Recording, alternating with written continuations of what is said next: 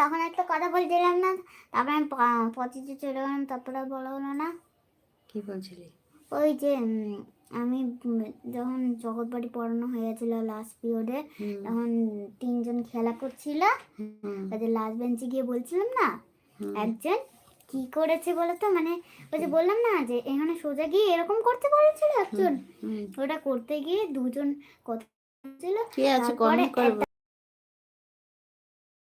মানে ওটা নিজে করতে চেয়েছে, সবাই পুরো ক্লাস এসেছে, দেখো করে বেঞ্চে করছে তো, তারপর